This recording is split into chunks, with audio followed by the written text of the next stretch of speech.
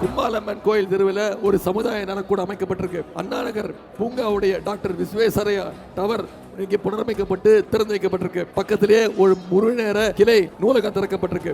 NGO குடியிருப்புல ஒரு புதிய அங்கன்வாடி மையம் கட்டப்பட்டிருக்கு. கெனால் ரோட்ல இறகு பந்து மைதானம் மற்றும் ஜிம் அமைக்கப்பட்டிருக்கு.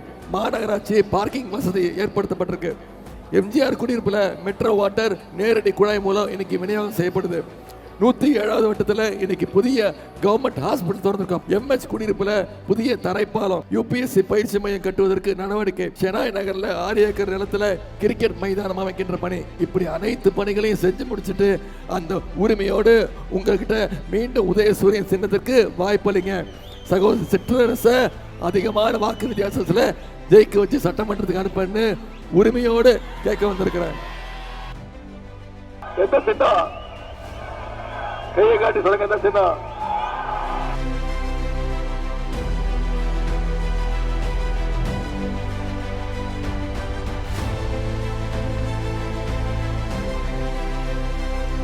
திராவிட மாடல் அரசு கடந்த 5 வருஷத்துல எத்தனையோ திட்டங்களை செஞ்சு கொடுத்திருக்கிறோம். தமிழ்நாட்டு மக்கள் நம்முடைய முதலமைச்சரை நம்புறாங்க. வாக்குறுதிகள் கொடுத்திருக்கிறோம். மகளிர் உரிமை தொகை திட்டம் 1000 ரூபாய் அல்ல, ஆட்சி அமைஞ்சோடனே முதலமைச்சர் 2000 ரூபாய் உயர்த்தி கொடுப்பேன்னு வாக்குறுதி கொடுத்திருக்கிறார். முதலமைச்சர் காலை உணவு திட்டம், காலைல பள்ளிக்கூடத்துக்கு குழந்தைங்களுக்கு முதல்ல தரமான காலை உணவு, இப்போ 8ஆம் வகுப்பு வரைக்கும் உயர்த்தி கொடுப்போம்னு சொல்லியிருக்கோம். ஆட்சி அமைஞ்சோடனே 5 வருஷத்துல அனைத்து மாணவ மாணவிகளுக்கும் 35 லட்சம் லேப்டாப் கொடுப்போம்னு தலைவர் வாக்குறுதி கொடுத்திருக்கிறார். ஒவ்வொரு மகளிருக்கும் அவங்களுடைய கைகளில் 8000 ரூபாய் மதிப்புள்ள கூப்பன் வழங்கப்படும். டிவி, மிக்சி, கிரைண்டர் எதுவா இருந்தாலும் நீங்களே முடிவு பண்ணி உங்க இஷ்டத்துக்கு நீங்களே வாங்கிக்கலாம் அப்படின்னு நம்முடைய தலைவர் ஒரு திட்டத்தை அறிவிச்சிருக்கிறார். இதெல்லாம் நடைபெறணும்னா வர சட்டமன்ற தேர்தலில் மீண்டும் திமுக ஆட்சி அமைக்க போவது உறுதி. நம்முடைய தலைவர் முதலமைச்சரா அமர போவது உறுதி. நான் உங்களை கேட்பதெல்லாம் இந்த 1000 விளக்கு சட்டமன்ற தொகுதியில இங்க வெற்றி உறுதி. ஆனா போன முறை 32,000 வாக்கு வித்தியாசம், இந்த முறை 50,000 வாக்கு வித்தியாசத்துல திரு எழில நாகநாதனை ஜெயிக்க வச்சு அனுப்புங்க. வெற்றி உறுதியா?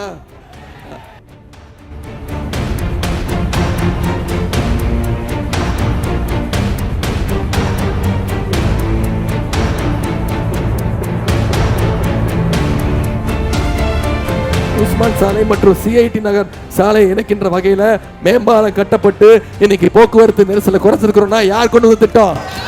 நம்முடைய தலைவர் திராவிட மாடல் அரசு கொண்டு வந்த திட்டம். CIT நகர் மாநகராட்சி பள்ளிக்கு இன்னைக்கு கூடுதல் கிளாஸ் ரூம்ஸ் நம்ம கட்டி கொடுத்திருக்கிறோம். கண்ணம்மாப்பேட்டை பகுதியினுடைய கழிவுநீர் பிரச்சனையை சரி செய்ய இன்னைக்கு புதிய பம்பிங் ஸ்டேஷன் அமைச்சு கொடுத்திருக்கிறோம். கார்பரேஷன் காலனி, தண்டமானி தெருவில் இருக்கக்கூடிய பகுதிகளில் குடிநீர் குழாய்கள் புதுசாக அமைக்கப்பட்டிருக்கு. வடபழனி 100 அடி சாலைகளை இன்னைக்கு புதிய வாட்டர் ஃபால்ஸ் கூடிய ஒரு பூங்கா பார்க் அமைச்சு கொடுத்திருக்கிறோம். மாம்பலம் ரயில் நிலையம் முதல் தியாகராய நகர் பேருந்து நிலையம் வரைக்கும் இன்னைக்கு ஸ்கைவாக் வசதி அமைச்சு கொடுத்தது யாரு? நம்முடைய திராவிட மாடல் அரசு. கோடம்பாக்கம் புலியூர் கால்வாய் சீரமைக்கின்ற பணிகள் நடைபெற்று வருகிறது. அதே மாதிரி வடபழனியில பன்னடுக்கு பேருந்து நிலைய கட்டுமான பணிகள், தியாகராய நகர் பேருந்து நிலையத்தில் மல்டி லெவல் வணிக வளாகம் அமைக்கின்ற பணி, கோடம்பாக்கத்தில் மேம்படுத்தப்பட்ட மகப்பேறு மருத்துவமனை, வடபழனியில விளையாட்டு திடல் மற்றும் சிறுவர் பூங்கா, இப்படி பல்வேறு திட்டங்களை செஞ்சு கொடுத்துட்டு மீண்டும் ராஜாவுக்கு ஒரு வாய்ப்பு கொடுங்க, திமுகவுக்கு ஒரு வாய்ப்பு கொடுங்கன்னு உறுதியோட உரிமையோட உங்களை எல்லாம் கேட்க வந்திருக்கிறேன். செஞ்சு கொடுப்பீங்களா? குறைஞ்சது ஒரு 50,000 வாக்கு வித்தியாசத்துல சகோதரர் ராஜா அன்பழகனை ஜெயிக்க வைக்கணும். செய்வீங்களா?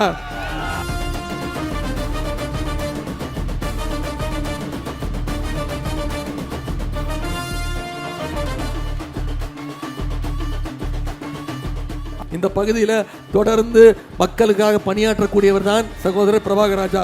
குறிப்பாக கடந்த 5 ஆண்டுகளில் நடந்த அனைத்து சட்டமன்ற கூட்டங்களையும் ஒரு நாள் கூட லீவ் எடுக்காம உங்களுடைய பிரதிநிதியா அதில் கொண்டவர் தான் சகோதரர் பிரபாகர் ராஜா. உங்களை எல்லாம் அன்போடு கேட்கிறேன்.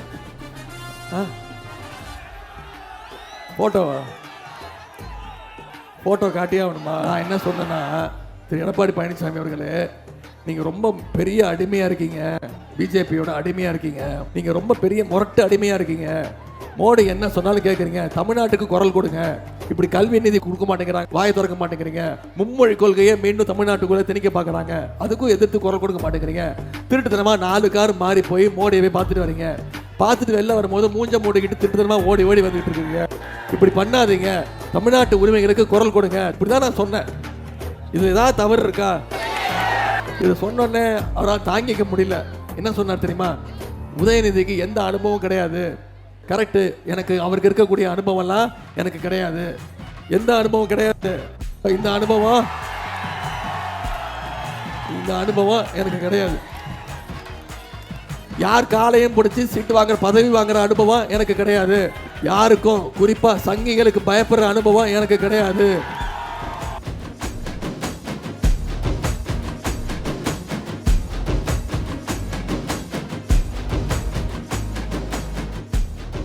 சென்ற முறை அண்ணன் அவர்களை சட்டமன்ற தேர்தலில் கிட்டத்தட்ட 30,000 வாக்கு வித்தியாசத்தில் ஜெயிக்க வச்சிருக்கிறீங்க.